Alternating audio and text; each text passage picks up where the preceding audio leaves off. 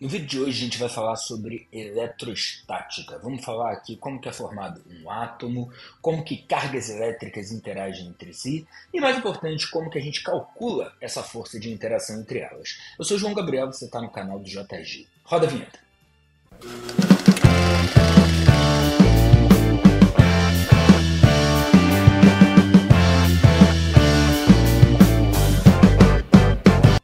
Fala pessoal, tudo bem com vocês? Eu espero que sim. Nesse momento a gente vai iniciar uma nova playlist, a playlist de eletricidade. O que a gente vai ter dentro dessa playlist? Tanto aulas de eletrostática quanto aulas de eletrodinâmica. Essa nossa primeira aula a gente começa pela aula 1 de eletrostática, que será dividida em duas partes. Sem mais delongas, olho na tela, vambora. O que a gente tem quando a gente fala de eletrostática? Cara, pensa aqui comigo o seguinte. Eletro, o que te lembra? Pô, tenho certeza que o nome eletro, no mínimo, deve te remeter aí a elétron, né? Que é uma carga elétrica. Uma carga elétrica convencionalmente dada como uma carga elétrica negativa. E estática significa que está parado. Então, o que a gente vai abordar aqui? Eletrostática vai ser dada aí como cargas elétricas em repouso, ok? De modo que, quando a gente pensa no elétron, né, aonde que fica exatamente o elétron? Se a gente pensar na estrutura atômica, cara, o átomo, basicamente, ele é composto de um núcleo, de modo que lá dentro do núcleo a gente vai ter prótons e nêutrons. O que é o próton? Próton é aquela partícula carregada positivamente, enquanto o nêutron é a partícula descarregada. Tá, e os elétrons ficam onde? Os elétrons ficam no que a gente chama de eletrosfera, ou seja, fica em torno, orbitando o núcleo desse átomo. E como a gente já comentou, o elétron é convencionalmente, né, uma partícula carregada negativamente. Entendemos isso. Em geral, os átomos, eles são partículas que são neutras. Não confunda com nêutron. Nêutron é essa partícula descarregada. O que é uma partícula neutra? Aquela que tem cargas positivas e negativas em mesma quantidade. Então, se eu tiver um próton e um elétron, a minha carga total é igual a zero. Por quê? Porque um é positivo, outro é negativo, de mesma intensidade. E aí, quando eu somo o mesmo valor de positivo com negativo, isso tem que resultar em zero. Beleza. Então, vamos pensar aqui na seguinte hipótese. Vamos supor que a gente tem um corpo, tá? De modo que esse corpo ele tem 5 prótons, 5 elétrons. E aí eu te pergunto, quanto vale a carga total dele? Você tem que me responder que é zero. Porque se ele tem a mesma quantidade de prótons e elétrons, carga total igual a zero. É como se esses prótons e elétrons se cancelassem em relação às suas cargas elétricas.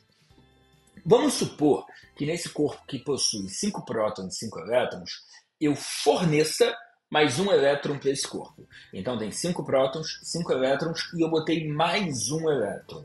Acho que você vai concordar comigo que os 5 elétrons cancelam os 5 prótons, sobrando um elétron. O que significa que esse corpo ele vai ter uma carga igual a de um elétron, ou seja, uma carga elétrica negativa no mesmo valor da carga do elétron.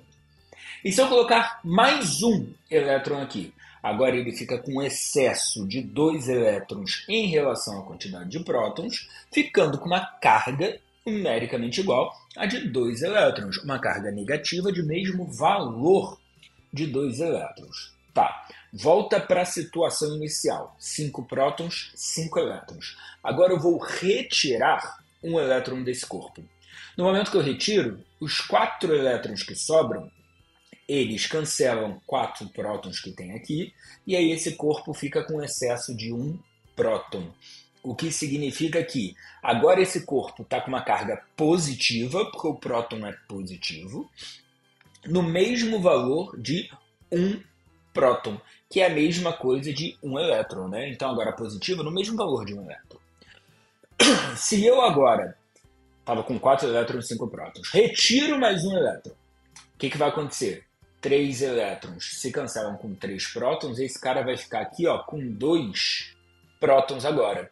Então ele vai ter uma carga elétrica positiva no valor de 2 prótons ou de 2 elétrons. Percebeu o que a gente está construindo com isso? O que é, então, a carga elétrica do corpo? A carga elétrica do corpo, que a gente vai utilizar a letra Q, ela pode ser calculada como sendo o número de elétrons ganhos ou perdidos vezes a carga elementar do elétron, ou seja, vezes o valor da própria carga do elétron. E é claro, né? Pode ser positivo ou negativo. Então, vamos fechar aqui, ó. Isso aqui. Temos essa carga. Só vou incluir aqui o sinal de mais ou menos, tá?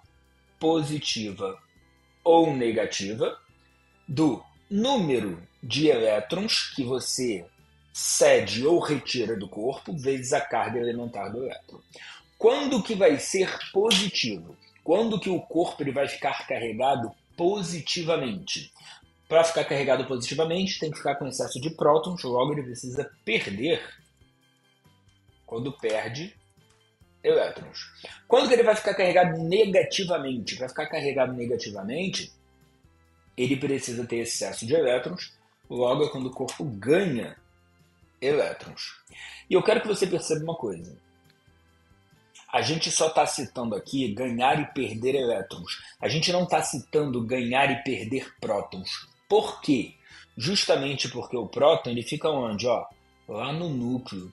E se o próton está lá dentro do núcleo, é muito mais difícil você conseguir retirar ou ganhar prótons. É impossível? Não. É possível. Só que é necessário uma quantidade de energia muito maior para isso. É muito mais fácil você mexer nos elétrons que já estão aqui na eletrosfera. Então, dentro aqui do nosso estudo, a gente só vai movimentar cargas elétricas negativas, justamente aí por conta dos elétrons, tá? Prótons a gente não vai conseguir dar ou retirar do corpo, não vai conseguir movimentar essas cargas. Ok. E uma vez que a gente comentou que o valor da carga do próton é igual ao valor da carga do elétron, e quando eu estou falando de valor, eu estou me referindo ao módulo, tá? Não estou levando em consideração aqui o sinal. A gente sabe que próton é positivo, que elétron é negativo, mas a gente não está levando isso em consideração agora. Quanto que vale esse valor? Esse valor de carga vale 1,6 vezes 10 elevado a menos 19 coulombs. João, não entendi. Isso daqui é o valor da carga do elétron. Ué, o elétron não era menos 1? Cuidado, tu usa menos 1 mais 1 lá na química. Mas isso daí não é o valor da carga de fato do elétron, tá? Então o elétron tem valor de carga que vale 1,6 vezes 10 a menos 19 em módulo. E repara que a gente já trouxe a unidade. A unidade no Sistema Internacional de Carga é o Coulomb, que a gente utiliza a letra C maiúscula. Então, Coulomb é a unidade de carga aqui no Sistema Internacional. Ok? Então, repara quanta coisa a gente já comentou. A gente tem carga elétrica, que vai ser a quantidade de prótons ou elétrons em excesso, dependendo aí se o corpo ele ganha elétron ou perde elétron, podendo ficar negativo ou positivo respectivamente, de modo que o valor dessa carga é calculado como sendo N vezes E, onde E é o valor da carga do elétron, que vale 1,6 vezes 10 a menos 19 coulombs. Isso não é um valor que você precisa decorar, tá? Caso você tenha que utilizar, a questão vai te fornecer esse dado. Isso daí é dado que deve ser fornecido na questão. E quando você pega, então, dois corpos, né, que possuem carga elétrica, esses corpos interagem entre si. Como assim interagem? Quando eu digo interagem, é que eles vão fazer força um no outro, podendo ser essa força de atração ou de repulsão.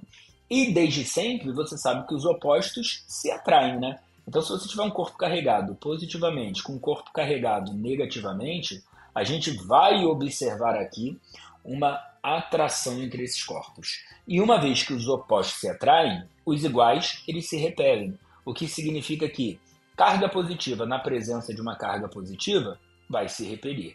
Carga negativa na presença de uma carga negativa vai se repelir também. Mas o que será que acontece se a gente colocar um corpo neutro próximo de uma carga positiva, por exemplo?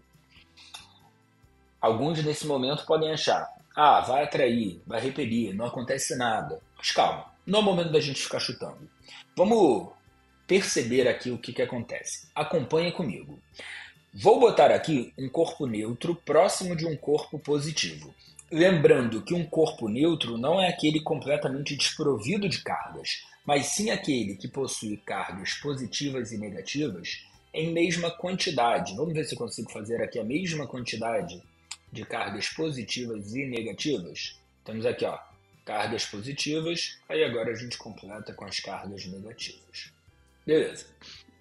Te pergunto, o que esse cara daqui, que é positivo, vai fazer com os elétrons desse corpo? Cara, elétron é carga negativa. Negativo na presença de positivo é atraído. E se os elétrons são atraídos, se liga só o que vai acontecer. O elétron que estava aqui desse lado esquerdo, ele vai sair daqui e ele vai ser atraído para o outro lado. No momento que ele foi atraído para cá, eu quero que você perceba que este lado aqui ficou com um excesso de cargas negativas. E apenas a movimentação dos elétrons, porque apenas elétrons se movem, deixa deste lado aqui um excesso de cargas positivas. Nesse momento, a gente diz que o corpo ele está polarizado. O que é um corpo polarizado? Um corpo com excesso de cargas de um sinal de um lado, excesso de cargas do outro sinal do outro lado. Então, isso daqui é um corpo polarizado, ok? E aí vamos lá, pensa comigo. Essa carga negativa desse lado, a gente já sabe que vai ser atraída por esse cara daqui, que é positivo. E essa carga que é positiva vai ser repelida por esse cara que também é positivo. Afinal, os opostos se atraem, os iguais se repelem. Tá vendo, João? Então, atrai e repele ao mesmo tempo. Significa que não vai acontecer nada. Calma, não foi isso que eu disse. Agora, vamos sair um pouco desse contexto e pensa aqui comigo. Tem um corpo positivo, um corpo negativo. Eles se atraem.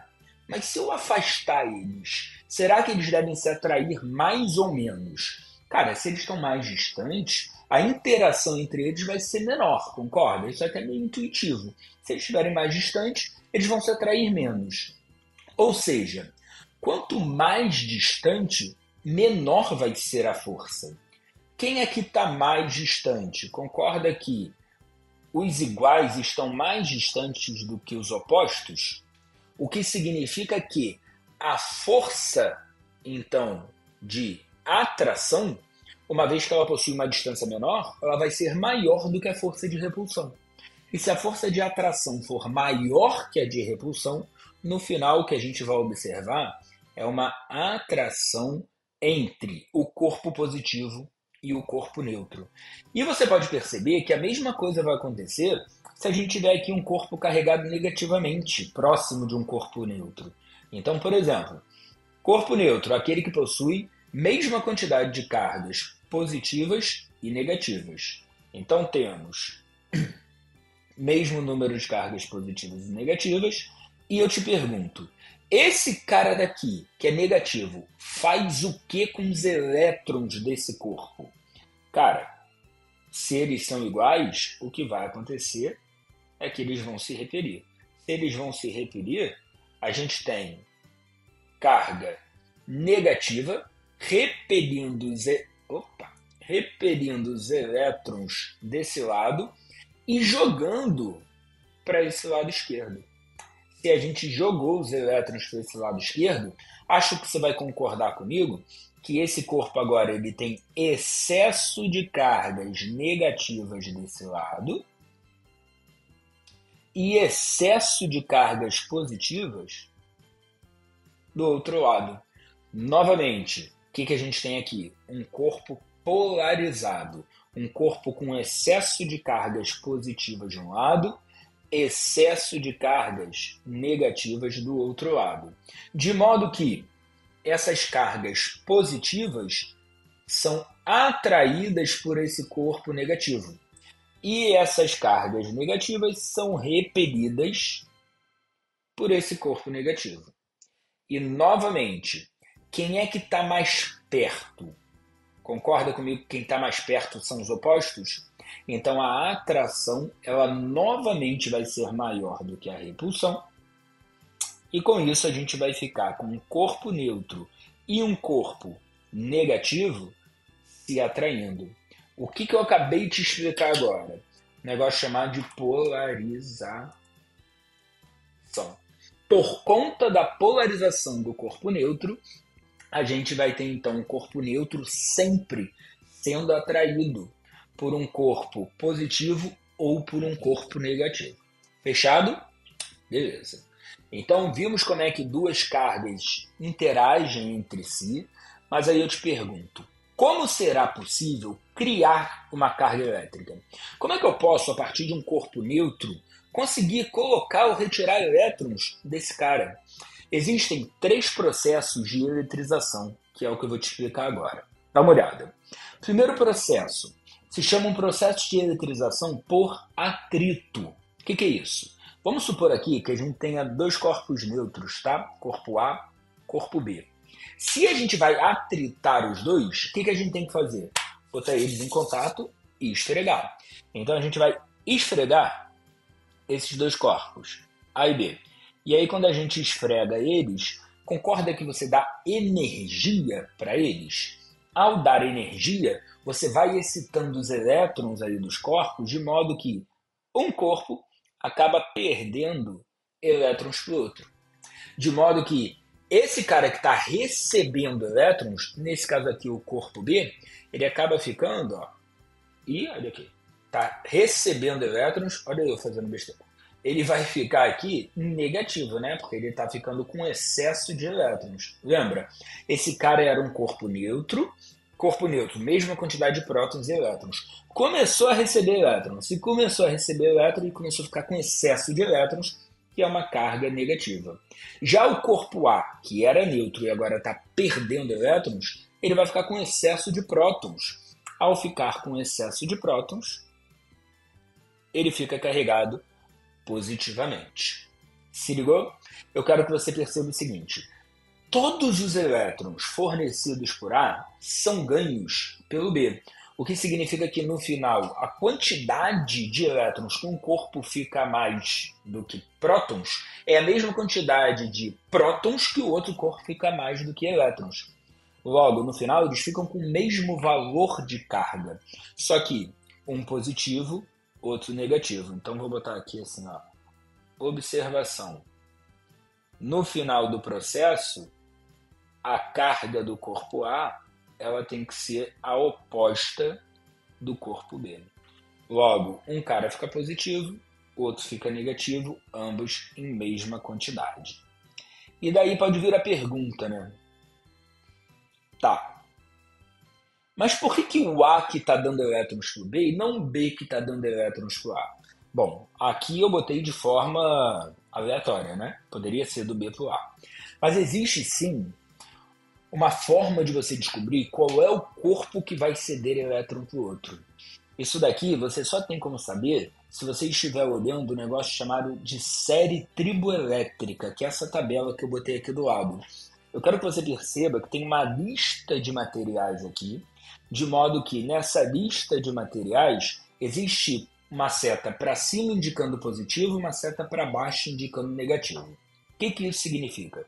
Quem está mais acima tem mais tendência a ficar positivo. Logo, quem está mais abaixo tem mais tendência a ficar negativo. João, não entendi.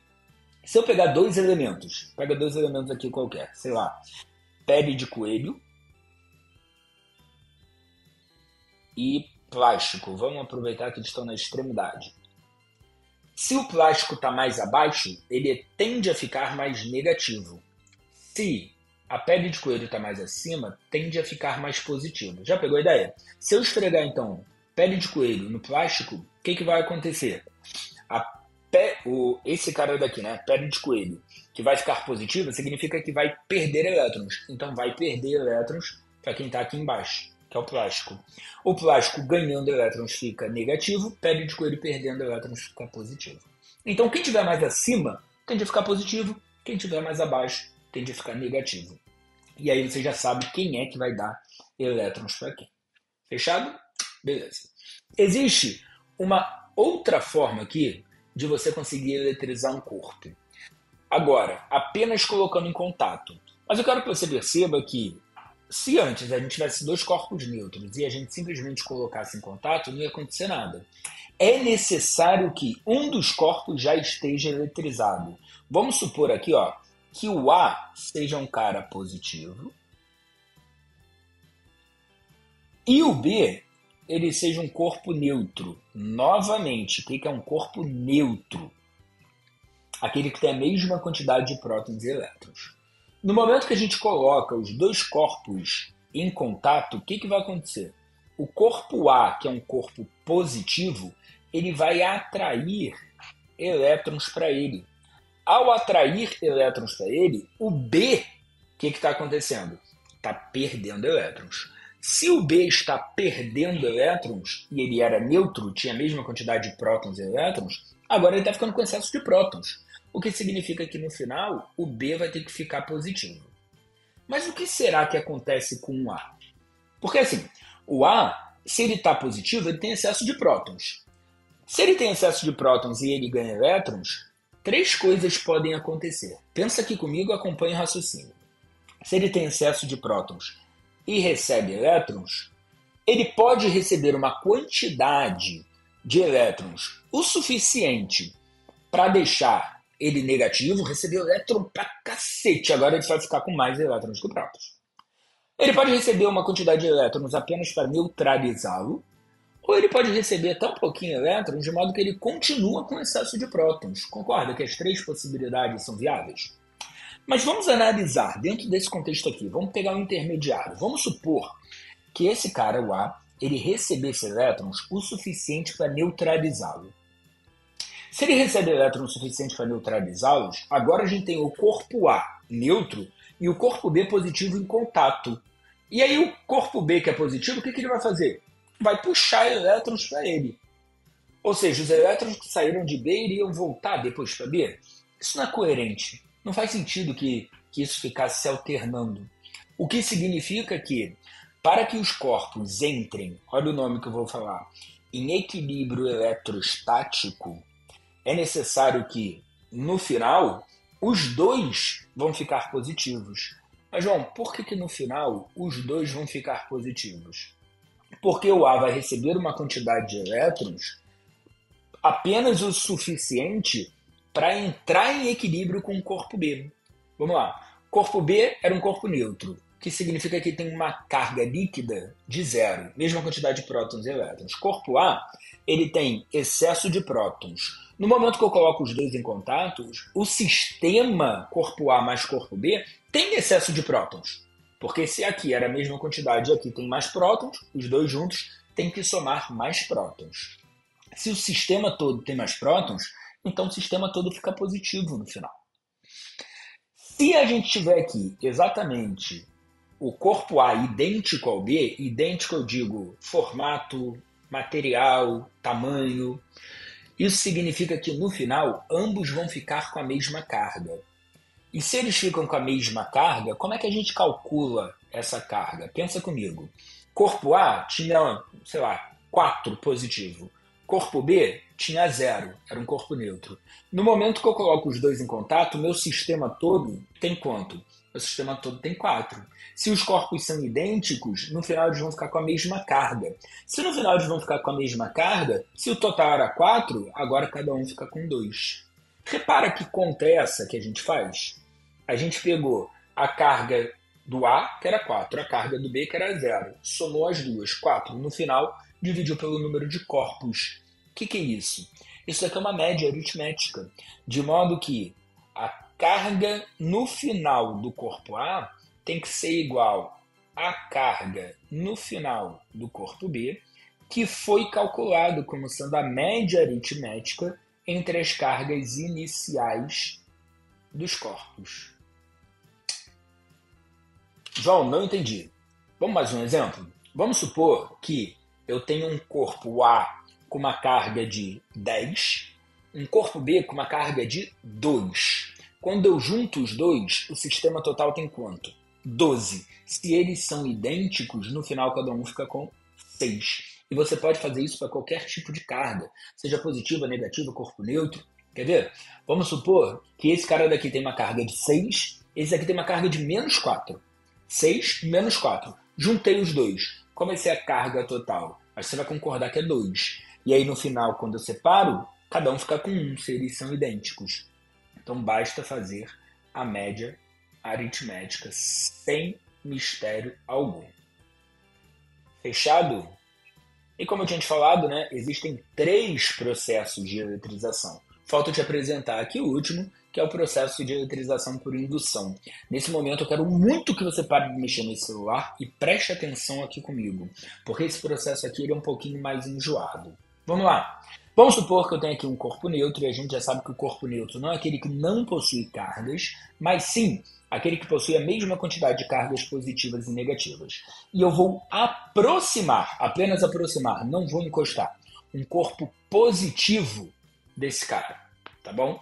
No momento que eu aproximo esse corpo positivo, a gente já viu que acontece aqui um processo de polarização.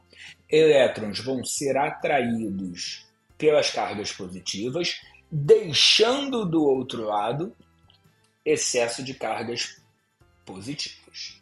Beleza. Nesse momento o corpo está polarizado, mas repara, ele ainda não está carregado. Eu ainda não tenho aqui um excesso ou de prótons ou de elétrons, ambos estão em mesma quantidade. Nesse momento, eu preciso inserir aqui um outro elemento. Eu preciso conectar esse corpo à Terra. Esse daqui, ó, esses 3 tracinhos, é um símbolo de aterramento, está conectado à Terra. João, como assim a Terra? A Terra, pô. Planeta Terra. Pensa aqui comigo o seguinte. A gente, eu e você, nós somos constituídos de moléculas, as moléculas de átomos, átomos de elétrons.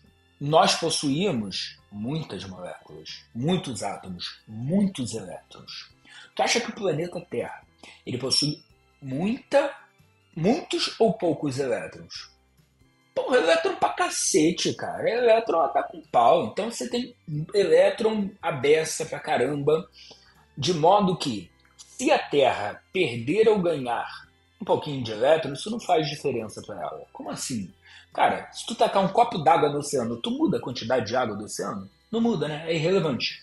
Então a Terra, que tem trocentos elétrons, se ela ganhar ou perder um pouquinho de elétron, isso não faz diferença para ela. O que significa que nesse momento a gente precisa entender a Terra como uma fonte inesgotável de elétrons, de modo que ela pode ganhar ou perder elétrons sem alterar de fato a sua carga total. Então, se eu conecto aqui, repara, um fio condutor até a Terra, o que é um fio condutor? Aquele que permite a passagem de elétrons. Tá? Fio condutor é aquele fio que permite a passagem de elétrons. Se eu conecto, então, um fio condutor aqui, elétrons podem se movimentar da Terra para esse meu corpo ou do meu corpo para a Terra. Nesse caso aqui, como eu aproximei um corpo positivo, elétrons querem ficar o mais próximo possível dele. E para ficar o mais próximo possível dele, os elétrons eles vão subir. No momento que os elétrons subirem, perceba que agora esse corpo tem excesso de elétrons, o que significa que esse corpo está carregado negativamente. Mas se eu afastar esse elétron aqui, o que vai acontecer? A Terra vai enxergar esse corpo como um corpo negativo e esses elétrons não tem mais por que ficarem aqui. E aí eles vão ser recolhidos de volta pela Terra. Antes de eu afastar esse cara aqui, eu preciso cortar a ligação com a Terra. E aí, com isso, eu posso afastar que meu corpo ficou carregado negativamente. Então, com isso, eu consegui eletrizar este corpo. Agora, botei aqui, obviamente, errado, não é para aproximar outro corpo positivo, eu quero aproximar um corpo. Vamos apagar. Eu quero aproximar agora um corpo carregado negativamente, tá? Então vamos supor que eu tenha corpo neutro e agora eu vou aproximar esse cara aqui, ó, negativo. Quando eu aproximo esse cara que é negativo, os elétrons desse corpo vão ser repelidos, né? Vindo aqui, ó, para esse lado. Enquanto que deste outro lado, a gente vai ficar com excesso de cargas positivas. Quem que a gente liga agora? O fio terra. Ligou um fio até a terra. E nesse momento, olha os termos que eu vou começar a usar, tá? Nesse momento, quando o meu induzido está polarizado por conta do meu indutor negativo, ao conectar o fio terra, elétrons podem se mover entre o corpo e a terra. Mas se o meu indutor é negativo, o que ele faz com os elétrons do meu induzido? Ele repele. Logo, os elétrons do induzido querem ficar o mais distante possível do meu indutor. Com isso, eles tendem a descer. Se eles tendem a descer, esse cara aqui, ó, perdendo alguns elétrons, ele vai ficar com excesso de cargas positivas. Então eu só posso afastar o meu indutor depois que eu cortar a ligação com a Terra. E aí a gente vai dizer que o induzido ele ficou carregado positivamente. Conclusão: se eu aproximo um indutor positivo, o meu induzido fica carregado negativamente. Se eu aproximo um indutor negativo, o meu induzido fica carregado positivamente. Pegou a ideia? Então eu quero que você, além de entender que no final induzido e indutor têm sinais opostos, é necessário que isso daqui seja feito passo a passo. Então primeiro você aproxima o indutor do induzido, o induzido fica polarizado, conecta o fio à terra. São feitas aqui passagem de elétrons no sentido de ou ser atraído ou repelido pelo indutor, que foi colocado próximo, de modo que o induzido ele vai carregando de sinal oposto ao do indutor. Depois você corta o fio terra e com isso você pode afastar o indutor do induzido, que o induzido estará carregado permanentemente. Fechado. Agora, uma vez que a gente entendeu, né, como que a gente consegue criar cargas elétricas, já entendeu que cargas elétricas podem se atrair ou se repelir, como é que a gente calcula o valor dessa força elétrica entre eles? Isso daqui é dado pela chamada lei de Coulomb, que eu vou te apresentar agora. Se liga só. Temos aqui duas cargas elétricas. E só para diferenciar as cargas, eu chamei de Qzão e Qzinho, tá? Mas poderia ser QA, QB, Q1, Q2, Q, Q'inha, tanto faz. Só para diferenciar essas cargas. Qzão e Qzinho. De modo que não estamos aqui interessados em analisar se essas cargas vão se atrair ou se elas vão se repelir. Isso daí a gente já vai saber pelo sinal. Mas vamos supor que essa força de interação entre essas duas aqui seja de atração, só para deixar no desenho. Essa força de interação é o que a gente vai chamar de força elétrica. Então, a força de interação, força elétrica. De modo que, o que Coulomb descobriu? Coulomb descobriu que essa força elétrica ela é proporcional ao módulo das cargas. João, o que isso significa? Isso significa que se eu dobro o valor de uma das cargas, eu dobro o valor da força elétrica. Se eu dobrar qualquer uma delas, eu dobro o valor da força elétrica. Se eu dobrar as duas, então eu vou multiplicar a força elétrica por 2 duas vezes, o que vai ficar uma força 4 vezes maior. Matematicamente falando, isso se traduz em dizer que a força elétrica ela vai ser igual a alguma coisa vezes o produto dos módulos das cargas. Por que módulo, João? Porque se a gente levar aqui em consideração o sinal, o máximo que vai acontecer é que essa força vai sair negativa. E qual o significado físico de uma força negativa? Uma vez que força é uma grandeza vetorial, e aí vetor é aquilo que pode ser representado por uma seta, um vetor negativo só está no sentido oposto a um referencial. Então para cá é positivo, para cá é negativo.